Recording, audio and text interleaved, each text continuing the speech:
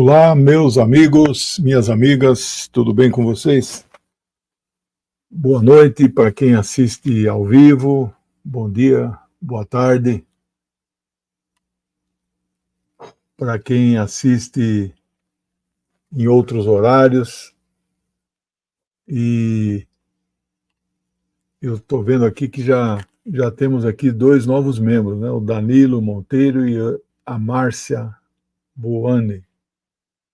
Muito obrigado aí. A melhor forma de ajudar nosso trabalho é entrar de membros mesmo, né?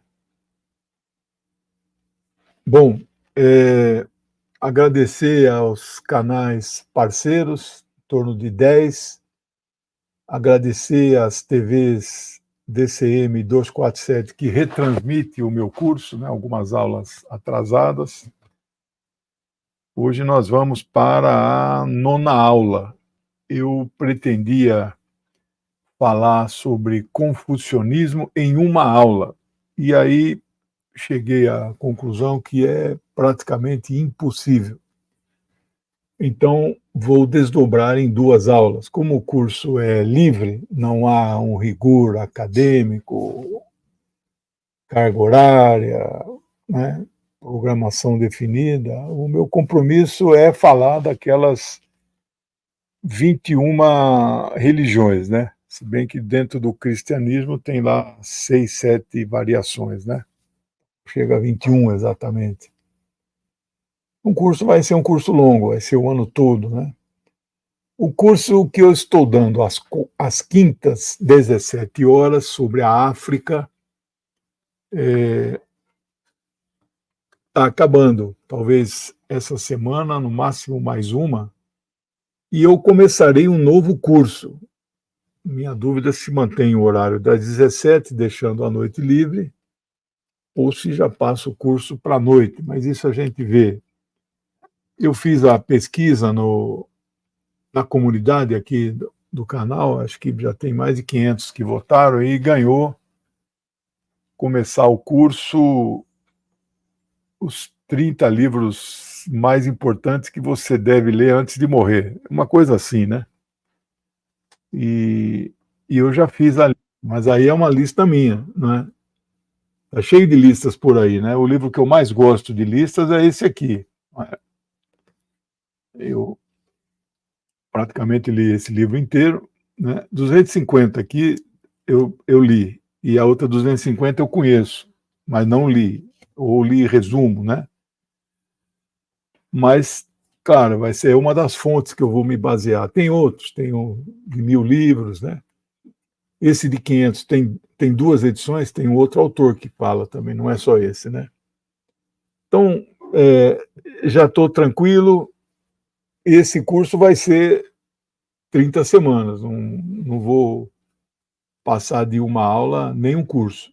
A minha ideia é falar do autor, da conjuntura do mundo no momento em que ele escreveu, falar dos personagens envolvidos no livro e depois fazer a síntese.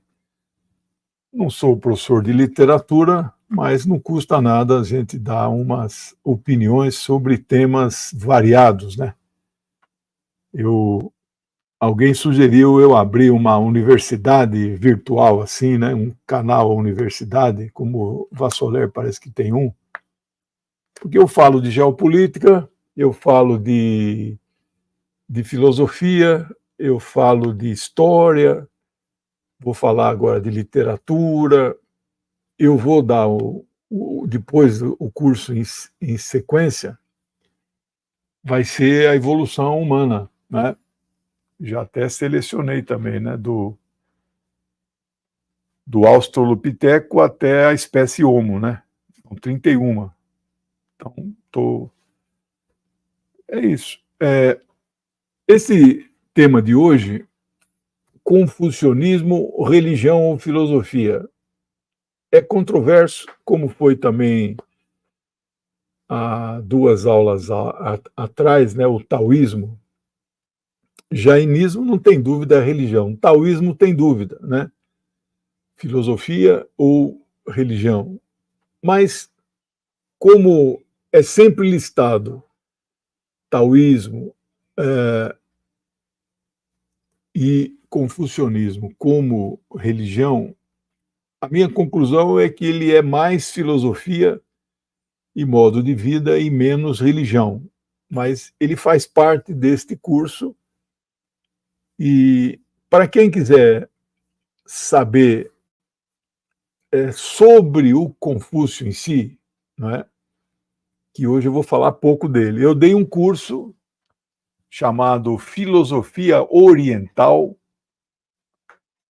são 20 filósofos. Esse curso eu já estou preparando um livro sobre ele. Deve dar uns livros aí de umas 400 páginas. São 20 filósofos. Filósofos árabes, filósofos persas, filósofos chineses, filósofos indianos e filósofos judeus. Coisa que nós aqui do Ocidente não conhecemos, né? Você conhece algum filósofo árabe? Por quê? Nós somos influência da Europa, né? Então é Sócrates, Platão, Aristóteles, os pré-socráticos. Depois desses socráticos vem alguns outros, aí século XIX, etc., né? Começa no XVIII, né? Kant, Voltaire, Descartes, etc. Mas e os do outro lado do mundo? Eu, então, fiz esse curso. E entre os filósofos chineses, eu só falei dos antigos, né? Incluí, então, Sun Tzu, Kung Fu Tse, que é o Confúcio, e Lao Tse, né? Também só 3 chineses, né? Persas 5, árabes 5, judeus 2, e são uns 17, 18, uma coisa assim, né? Agora eu já estou editando o livro, né? Já está escrito em primeira versão. Bom, eu faço, vocês sabem, eu faço roteiros, manuscritos, que futuramente viram capítulos, né? Então, o confucionismo, eu não vou falar de Confúcio. Confúcio, quem quiser assistir, no curso lá tem a playlist no canal, Filosofia Oriental, você vai lá em Confúcio, né? Bom, vamos lá. Nem sempre descrita como religião, o confucionismo pode ser visto de várias formas, como filosofia, modo de vida, orientações de como governar, e estas ideias se desenvolveram, sim, a partir de uma pessoa, e não há grandes comprovações, né, da sua existência, porque ele não deixou nada escrito, igual Sócrates, né? Então, eles se baseiam nesse filósofo Kung Fu Tzu, alguns falam Kung Fu Tse, né? Aí vem a latinização do nome Confúcio. Meu amigo aqui, Rivadavia, fez uma contribuição, sempre presente, eu agradeço muito, ajuda nosso trabalho. Aliás, amanhã fica pronto o PDF final revisado do livro do Mao Zedong. Então eu já posso imprimi-lo. Lançamento em abril. Só que eu não tenho 15 mil reais para imprimi-lo. Então, talvez eu faça aí uma campanha de vendas antecipadas, né? Para ver se levanto aí uma parte dos recursos. Bom, Kung Fu Tzu, ele viveu entre 551 e 479, antes da Era Comum, AEC. Portanto, ele morreu com 72 anos. Olha, mas se ele não existiu, como é que você sabe de forma tão precisa assim? Isso são os dados que constam de todas as biografias e todos os portais que falam sobre ele. Mas, apesar dessa precisão, coisa que com aquelas filósofas orientais, eu dei um curso também de filósofas orientais, vai sair livro também, já está pronto. Lá não se sabe data de nascimento e morte de várias delas. apenas o século que ela nasceu. Você veja como que é, né? A vida das mulheres não tem sido fáceis. Se não tão fáceis ainda hoje, você imagina 600 antes da Era Comum, né? Aqui, ó.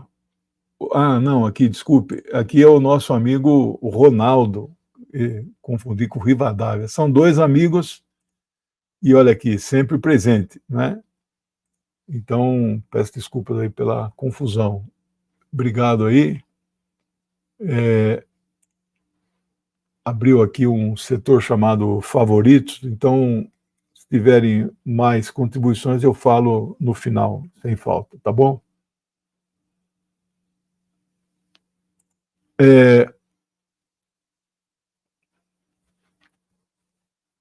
Confúcio disse que herdou o pensamento de 3 dinastias chinesas, anteriores ao período chamado de reinos combatentes. Há um período na China muito importante, de muitas lutas entre várias monarquias, vários pequenos reinos, por isso que entrou para a história com o nome de reinos combatentes. Este período é exatamente entre 475 e 221 AEC. O que acontece nesse 221 AEC? É a unificação do Estado chinês. Portanto, eu ainda estou pesquisando isso, mas eu não tenho dúvida que o Estado chinês deve ser o Estado nacional mais antigo de vida continuada. Não houve interrupção. Portanto, é um Estado que, se você somar 2024 com mais 221, nós estamos falando de um Estado com 2.245 anos, quase 2.300 anos. Minha única dúvida, duas dúvidas, se o Estado indiano e o Estado persa, que hoje se chama Irã, se também tem essa continuidade. I'm afraid of no, em inglês, né? Eu acho que não. Mas vamos checar isso aí. O Estado russo tem 1000 anos, a Inglaterra tem João Sem Terra, 1212, né? Quer dizer, então, estamos falando aí de estados de 800 anos. E quem unificou esse estado que venceu a Guerra dos Reinos Combatentes foi na dinastia Qin. Mas o pensamento na qual Confúcio elabora o seu pensamento vem de dinastias e reinos muito antes do período em que ele viveu. Então, mesmo não havendo um Estado unificado na China, eles tinham escribas na corte, secretários, oficiais de corte que tomavam nota de tudo que o imperador fazia. E eles usavam tabuletas de madeira, não é? Onde a pintura, não é, fixa tanto ou até mais do que em um papiro, que tem vida, né? Papiro depende de você sempre estar fazendo cópias. Os sumérios optaram em fazer em plaquetas de argila, barro, né? Duraram bastante também. E havia opções também lá no Oriente Médio de pergaminho, não é? Velino era o mais usado, couro, né? É muito caro isso. Os valores culturais que Confúcio ele se sente herdeiro disso foram herdados especificamente de 3 dinastias. Eu acho que em algum momento ele ou algum dos seus seguidores anotou exatamente quais são estas dinastias. São 3. A dinastia mais antiga é a Xia, X-I-A, 2070 a 1600 AEC. Portanto, estamos falando de um imperador, eu não falo o nome do imperador, mas ele é Xia, né? Estamos falando de algo de 3.100 anos passados, né? Depois a dinastia Shang, ela é mais recente, de 1600 a 1046 AEC. Portanto, finalmente, a dinastia Zhou, Z-H-O-U, 1046 a 771. Portanto, o último imperador que deixou anotações que Confúcio bebeu desta sabedoria viveu exatamente 220 anos antes do seu nascimento, em 551. No finalzinho, eu vou agradecer aí as pessoas que estão fazendo doações. Obrigado. A dinastia Qin foi uma dinastia curta, ela durou 15 anos. Ele unificou o Estado chinês, 221, mas governou até 206 AEC. Portanto, 15 anos, né? E o nome deste imperador era Qin Shi Huang. Seu sucessor, também nesses 15 anos, foi Qin, provavelmente filho dele ou alguma coisa assim, Shi. Eles eram chamados de imperadores legalistas. E neste período o confucionismo foi suprimido, mas retornaria a partir de 206, quando acaba essa dinastia Qin, e começa uma dinastia muito famosa, vai durar 426 anos, é a chamada dinastia Han, H-A-N, é uma das mais famosas, pouco que eu conheço da história da China, né? Eu tenho uma coleção aqui de 3 volumes, Histoire de la Chine, em francês, deve ser assim uma raridade, porque é do século XIX, né? Então, mas eu não sou um especialista em China. Há um outro período em que alguns historiadores consideram o ressurgimento com força do confucionismo, que foi em uma outra dinastia, uma dinastia chamada Tang, já na nossa era atual, ou era comum, que ela reinou entre 618 e 907. Este período provavelmente deve ter sido o período do maior florescimento do pensamento confucionista. Não se usa confuciano, né? Mas imagino que algumas pessoas possam usar. E neste período, o confucionismo cresce para se confrontar exatamente com duas outras correntes, escolas de pensamento que alguns consideram religião, mas tem muito de filosofia, que é exatamente o budismo e taoísmo. Taoísmo nós já vimos, vou falar as religiões em ordem cronológica do seu surgimento. Então, o budismo vai ser, né, uma das próximas aulas. Aqui o meu plano é aula que vem hinduísmo e depois budismo. Hinduísmo, acho que vai ser serão 2 aulas, tamanha a complexidade, né?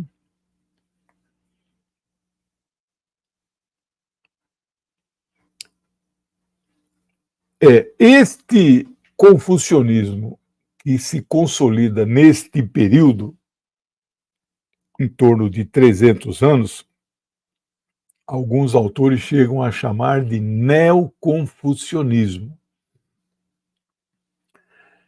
Aqui é interessante o registro histórico de que o pensamento de Confúcio ele fornecia a base teórica, política, ideológica, o pensamento dominante na aplicação do que eram chamados os exames imperiais. Se você procurar no Google o que é exames imperiais, é uma espécie desse concurso que o presidente Lula vai fazer, unificado nacionalmente. Eu vou dar, inclusive, uma das aulas, tem um canal aí que está fazendo um cursinho preparatório, gratuito, né? A minha aula, quinta-feira da semana que vem, dia 28, 19 horas. Eu vou falar sobre Estado de Direito e Constituição Federal, consolidação da democracia, representação política e participação cidadã, divisão e coordenação dos poderes da República, presidencialismo como sistema de governo, etc. Né? São assuntos que a gente aprende na faculdade de Sociologia. Eu tive Teoria Geral do Estado, Direito Constitucional eu estudei por conta, né? Então, muita coisa que está aí, mas tem que estudar, tem que preparar para dar uma hora de aula, tem que escrever aí umas 10 páginas, né? Toda quinta-feira, canal Pão com Ovo, que chama. Canal, nome interessante. Né?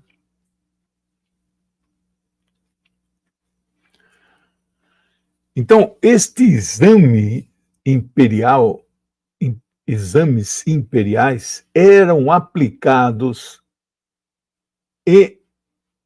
entre pessoas que gostariam de servir ao imperador, uma espécie de funcionário público. Então, não dá para dizer que era um concurso público, mas era uma seleção. E estes exames, esta seleção pública, era quase que exclusivamente baseada no pensamento confuciano. Então, você veja a importância desse pensamento, né? Então, visava selecionar aquela parcela das pessoas do povo que eles teriam a permissão para integrar a burocracia estatal. A casa lá dos imperadores existe até hoje, né? É a chamada Cidade Proibida. As pessoas podem visitar até um certo trecho, a partir daí eu acho que é proibido, né? Estes exames imperiais funcionaram por cerca de 1.300 anos. Ele começa na dinastia Sui, no ano 605, e termina na dinastia Qing, também é uma dinastia conhecida, em 1905. A partir daí, o confucionismo entra numa fase de contestação, mas eu não quero adiantar, mas eu já posso aqui dar um spoiler, né? Porque o Império Chinês, que é o Império do Céu, né? Ele acaba em 1911. Então, portanto, ele termina aqui os exames em 5, fica aí mais 6 anos com muita contestação e acaba definitivamente. E aí o confucionismo entra em declínio na China, né? Portanto, o fim destes exames marca o fim do confucionismo oficial como pensamento de Estado. Se você considera confucionismo uma religião, isso é equivalente ao Édito de Tessalônica, em 300 e... Agora eu fiquei na dúvida se é 79 ou 396. 379, eu acho. O imperador Teodósio, do Império Romano, o Édito de Tessalônica, só procurar aí, se você tiver com o Google fácil aí, pergunta para ele. Mas, porque muita gente pensa que foi Constantino que elevou a religião cristã à condição de religião de Estado. Não foi não. Ele convocou o Concílio de Nicéia. Nós vamos ver isso em detalhes quando contarmos a história do cristianismo e da religião católica, que foi a primeira, que articulou, etc. Né? Depois houve muitas divisões, né? Mas o Constantino ele editou um outro... Édito significa uma espécie de decreto, né, do imperador, antes de 325, acho que foi 315. Isso aí na aula de cristianismo vai estar tudo certinho anotado, né? Aí ele proibiu a perseguição dos cristãos, não propriamente o cristianismo, né? Só que depois a coisa inverteu, né? Quando Teodósio elevou o cristianismo à condição de religião de Estado, ele proibiu tudo o resto. Então você não podia mais professar nenhuma outra religião, né? Então aqui nós podemos dizer que este 1905 é o fim do confucionismo como uma espécie de pensamento ou religião, se você quiser, de Estado. Em 1919, exatamente no dia 4 de maio, e esse aqui eu acompanho em detalhes, 4 de maio de 1919, por quê? Por causa do livro de Mao Tse-tung, né? Então, o capítulo de abertura, que é o livro, ele ficou com 340 páginas, não sei ainda o preço que vão fixar, né? Mas o que aconteceu no dia 4 de maio de 1919? O movimento é chamado Movimento 4 de Maio. Os universitários da Universidade de Pequim, onde Mao estudava e já estava sob influência do marxismo, o Partido Comunista Chinês, obrigado, hora do cafezinho. O Partido Comunista Chinês só seria fundado em 21. Então, isso aqui é antes, a Revolução Russa já tinha acontecido em 17. O Partido Comunista seria fundado 23 de julho de 21. Então, aqui, 2 anos antes, né? O que aconteceu? A Conferência de Versailles, que foi abril de 19, realizada no palácio do mesmo nome, assinou o tal do Tratado de Versailles. Esse é um tratado de quem ganhou a guerra, França e Inglaterra, né? Eles impuseram penas duríssimas na Alemanha. Vocês conhecem bem a história. Muitos historiadores dizem que ali começou a Segunda Guerra, né? A Alemanha foi humilhada. Perdeu a guerra, é verdade, tinha feito muita barbaridade, mas foi humilhada, né?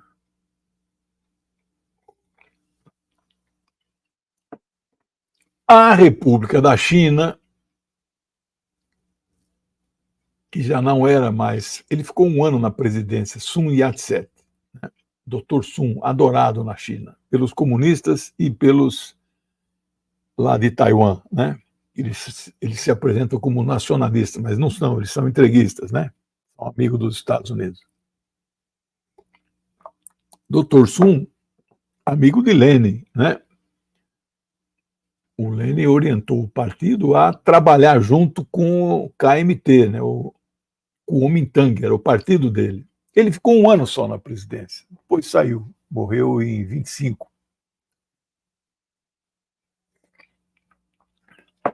Então, a República da China estava na Conferência de Versalhes, em 1919, abril.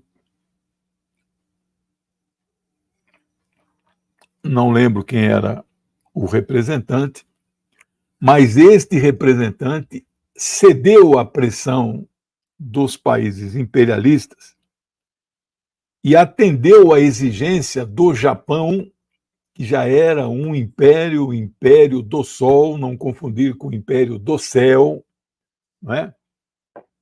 19, acho que não era o Hirohito ainda. O Hirohito é o imperador da Segunda Guerra, né?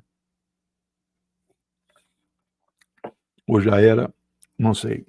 Mas veja,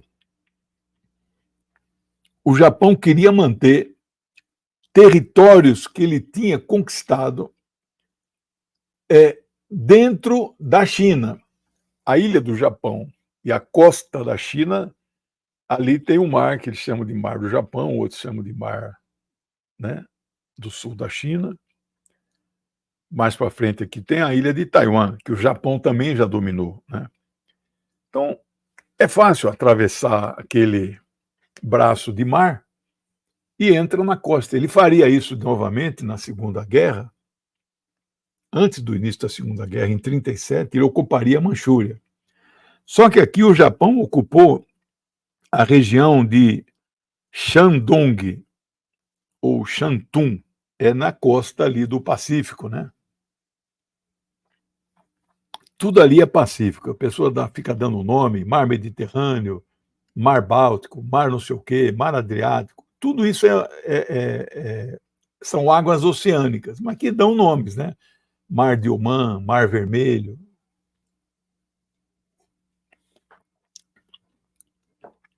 E o representante do Japão aceitou, desculpe, o representante da China nas negociações de Versalhes aceitou que o Japão ocupasse. Isso foi considerado uma traição, né?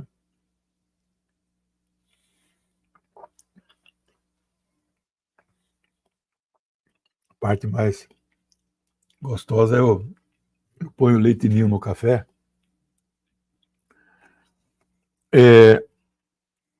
Mao Zedong foi um dos líderes do movimento 4 de maio. Era um jovem de 22 aninhos, ele é de 1893, e esses estudantes, então, eles passaram a criticar, eles culparam a influência do pensamento confuciano como responsável pela fraqueza demonstrada pelo governo da jovem República da China, em 1919. Então, era uma república com 8 anos de existência. A partir daí, o confucionismo entra em grande declínio, né? Mas nunca ele se acabaria e vai ser reabilitado a partir de um certo momento que eu vou chegar lá, né?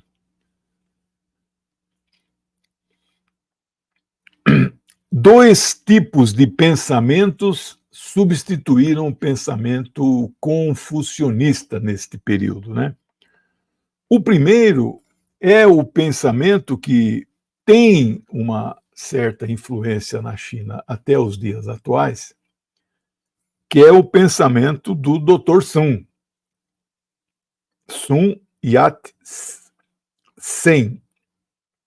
YAT-100, S-E-N, Sun, espaço, Yat-sen, aí tem um hífen, doutor porque ele era médico, um homem avançado para a sua época, acabou morrendo cedo, é uma lenda na China, igual o Mao, né? E ele cunhou o pensamento chamado três princípios do povo. Os chineses têm muito isso, 5 não sei o quê, 3 não sei o quê, 7 virtudes, nós vamos falar muito disso aqui na aula. Quais eram os três princípios? Nacionalismo, democracia e bem-estar social, ou bem-estar do povo. 3 bandeiras muito importantes, né? Quando ocorre a Revolução Popular, não teve um caráter socialista, como alguns dizem na Revolução Bolchevique, lá de 17, muitos falam, Revolução Socialista de Outubro, né? Mas também não teve caráter socialista, né? Hoje a China pensa em caminhar para o socialismo, né? Mas ainda não é. Eles falam socialismo com peculiaridade chinesa, é o pensamento de Xi Jinping a partir de 2013, quando começa o período dele, né? Então, em 1949, com a Revolução, aí o pensamento Três Princípios do Povo é substituído pelo pensamento Mao Zedong. E isso perdura basicamente até a sua morte em 1976. Eu era um jovem de 19 anos, já tinha lido a obra de Mao inteirinha, porque nós tínhamos influência do maoísmo, além de já ter lido muita coisa de Marx e Lenin, né? Mas é porque a obra de Mao é mais resumida, eles têm aí 5 livros principais, nesse livro que vai sair meu, Mao Zedong, para principiantes, é o volume 5 e último da coleção dos grandes do marxismo, né? Eu resumo todos esses livros, são capítulos, né? Mas o fato dele ter morrido não significa que tenha sido abolida na China até os dias atuais o pensamento Mao Zedong, né? E eu não vou falar aqui porque não é o tema da aula. Me lembro muito bem de uma entrevista que o sucessor de Mao fez 6 anos depois que ele morreu, 1982, é o homem forte da China naquele período, ele cria as bases para isso que alguns ditos especialistas em China, né, porque agora tem especialista, todo mundo vira especialista, né, e dizem que a China é capitalismo, capitalismo de Estado, né, sabem nada, o inocente. O Deng Xiaoping, sendo entrevistado por uma jornalista famosa na época, já tem 42 anos, Oriana Falassi. Tem uma foto imensa, colorida, do Mao Zedong lá na Praça Celestial, Praça Tiananmen, Praça da Paz Celestial. Você já viu foto que aparece a foto dele lá, né? Aí a Oriana perguntou para o Deng, quando é que vocês vão retirar aquela foto dele lá? Ele falou, nunca ela será retirada. Mas é muito interessante, não tem ruptura entre um governante e outro, né? Porque é um Estado de 2.300 anos, né? Bom, o confucionismo se baseia em fontes sobrenaturais de valores espirituais. Não quer dizer divindades, né? As religiões abraâmicas, vocês já sabem o que é, nós vamos falar mais para frente, né? Moisés, Jesus e Mohammed, Maomé, são chamadas religiões abraâmicas. As religiões orientais da China são religiões dármicas. As religiões dármicas não falam necessariamente em divindades, especialmente taoísmo, confucionismo, não é? Budismo, né? O jainismo e o hinduísmo falam, né? mas elas também são dármicas, vem de Dharma, né? É interessante, as 4 primeiras aulas, eu falei da história, da origem da religião. Então, se você quiser recuperar, se você entrou agora no curso, você pode assistir as aulas, está lá, tem uma playlist. Alguns autores chamam de astro-religião, né? São religiões muito primitivas, onde os deuses eram os astros, não é? Eles viraram nomes de calendário, né? Calendário, e viraram também deuses romanos, gregos, né? Mercúrio, enfim. Então, é uma astro-religião. Interessante esse termo, né? O núcleo do pensamento confucionista é humanista, essencialmente humanista. Para o confucionismo, tudo que é secular é sagrado. E o que é secular? É o que não é religioso, não é? Mas o secular é o sagrado. Então, tudo é sagrado, né? Você veja que conceito interessante. Mas também não é o chamado Deus de Spinoza, né? Não. A maioria dos autores considera que o confucionismo supera, ele rompe, né? Supera é romper, a dicotomia religião e humanismo, não é? Como ocorre na maior parte das religiões. Na maior parte das religiões, a questão humanista é separada, porque são coisas terrenas, né? Eles tratam do espírito, das divindades. Todas as atividades humanas, das relações entre as pessoas, são consideradas pelo confucionismo como manifestações do sagrado. Então, a minha relação com os meus amigos, com os meus pais, com a minha esposa, com o meu governante, suzerano, imperador, seja o que for, elas são relações sagradas, né? Isso porque estas relações são a exata expressão da natureza moral de toda a humanidade. Então, o conceito da moralidade se expressa nessas relações, né? Aqui surge o conceito de Tian, T-I-A-N, Tian. O que é Tian? Tian é o céu. É como se fosse um deus. Por isso que é a religião do céu, não é do sol, né?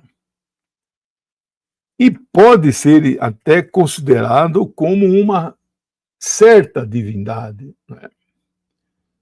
Esse conceito de Tian, para o confucionismo, é um princípio absoluto, né?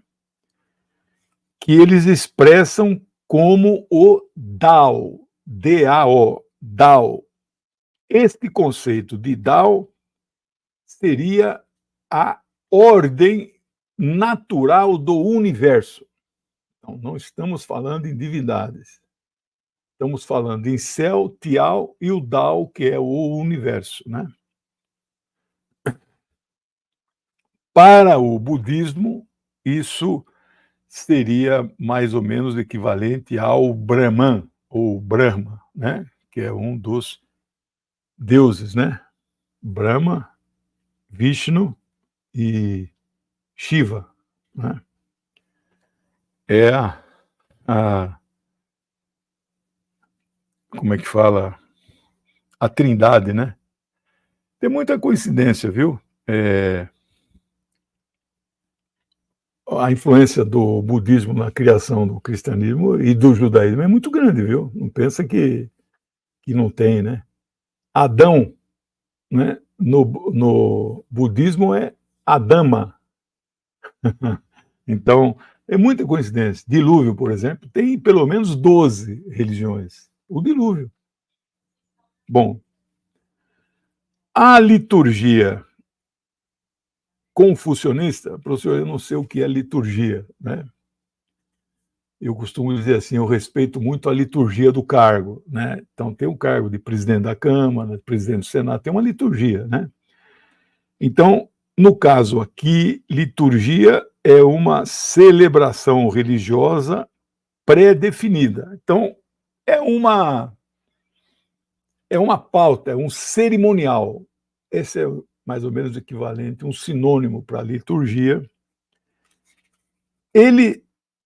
A liturgia confucionista é liderada por algumas pessoas que podem ser chamadas de sacerdotes confucionistas, né?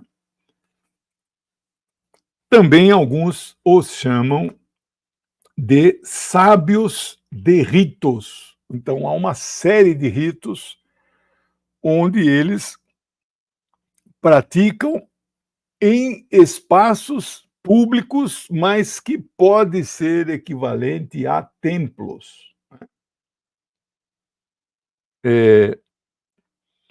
Alguns entendem que estes ritos podem conduzir a uma certa forma de adorações de deuses em determinados templos públicos, muitos antigos e ancestrais, né? Mas não tem deuses, não há deuses. Se você somar budismo, taoísmo, confucionismo, shintoísmo e os ateus, o ateísmo, você vai ver que metade da Terra não acredita em uma divindade, né, antropomórfica, controladora, criadora, não é? O princípio básico do pensamento confucionista diz que todos os seres humanos são fundamentalmente bons. Então, a procura da bondade, que é uma grande virtude, não é a maior, é fundamental. E que esta bondade ela pode ser ensinada e aperfeiçoada. Então, digamos, se você não nasce bom, e aí, né, não nasce mesmo, né, aí é coisa do. Mas não precisa exagerar como o cristianismo faz, né? Você nasce impuro e se não batiza, né, está perdido. Ao contrário, eu acho que você nasce puro, a sociedade é que corrompe, né, distorce as pessoas. E eles dizem aqui, então, que os seres são bons no fundamental, na sua essência, né? E eles podem ser aperfeiçoados em sua bondade a partir de esforços pessoais e alguns comunitários ou coletivos através dos momentos da prática dos ritos, né? Eu não tenho, vocês sabem, nenhuma religião, nenhuma divindade e tal, mas eu sempre valorizei muito as religiões orientais ou filosofias orientais, né? Pensamentos orientais. O mais importante é que estas pessoas cultivem a virtude em meio a um mundo que possa ser moralmente organizado, não é? Quais são alguns conceitos fundamentais no confucionismo? Não vou desenvolvê-los, né?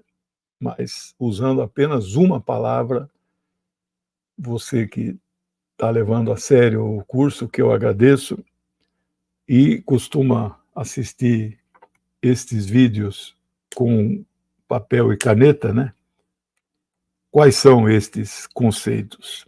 Benevolência, humanidade, compaixão, defesa da justiça e disposição para fazer o bem. Você pratica todas essas 5 coisas?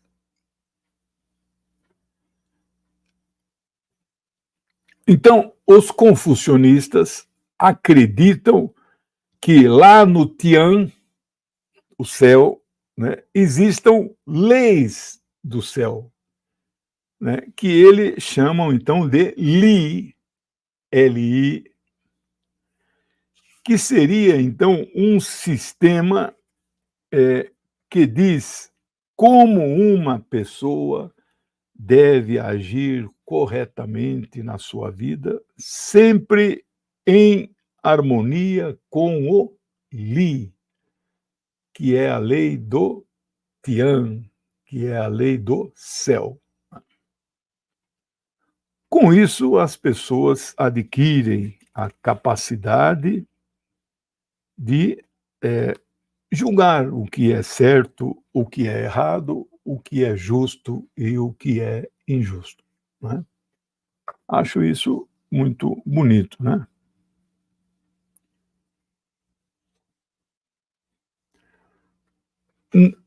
Não é todo mundo na China, aliás, a maioria da China não conhece pelo nome de confucionismo. Conhece como ruísmo, porque ele vem da palavra ru, que quer dizer ru em chinês. Ru é o homem ou mulher, né? Mas não tinha sacerdotisas mulheres naquela época. Ru quer dizer erudito ou homem refinado, né?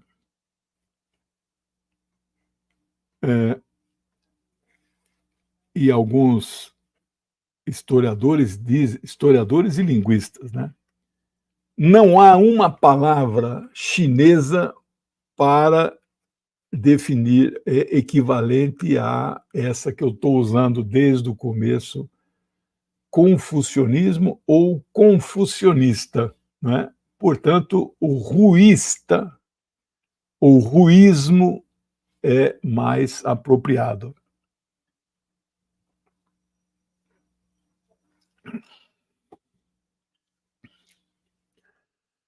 Bem lá na antiguidade, até antes de Confúcio, naquele pensamento daqueles 3 imperadores que ele bebeu da sua cultura e sabedoria, esse termo, ruísmo, queria dizer, abre aspas, domar, abre aspas, moldar, abre aspas, educar, abre aspas, refinar. Há uma palavra chinesa que é, abre aspas, Congjiko, C-O-N-G-J-I-C-O, Congjiko. Aí isto sim quer dizer a doutrina de Confúcio. Kong, né, de Confúcio, Jico deve ser doutrina, né? Bom, aqui eu ia começar um tópico novo, eu estou vendo aqui o tempo, é melhor eu marcar aqui e a gente continua semana que vem, porque esta parte que eu vou falar agora é a parte mais complexa, onde eu vou resumir quais são os grandes 5 livros que são, como é que eu posso dizer, onde estão os dogmas, né? Não é a religião, onde estão a essência do pensamento, aonde os confucionistas se apoiam, aonde eles bebem, dinastia Shang, é isso aí. Deixa eu marcar com outra cor, que eu trabalho com 3 cores na minha. Bom, pessoal, espero que vocês estejam gostando. Vou aqui ver aqui as pessoas que fizeram alguma. O nosso amigo Howard, grande camarada. Nós tivemos aqui o Ronaldo, o Rivadavia, né? Eu já tinha colocado aí a Maria do Carmo. Ah, hoje é dia do homem, não estou sabendo.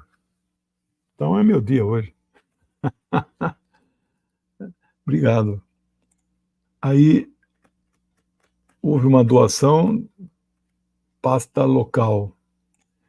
E o Paulo Bretas também fez uma doação, sem falar daqueles dois que entraram de membros, que eu agradeço muito, muito. Pessoal, a programação da semana vocês conhecem bem. Todos os dias, 10h30 da manhã, nós temos o programa chamado Geopolítica em Foco, na TVT, meia hora, só sobre geopolítica mundial. E amanhã, provavelmente, metade do programa, eu vou tratar da questão do atentado terrorista feito na rua, na Rússia, ao que tudo indica, por mercenários vindos da Ucrânia.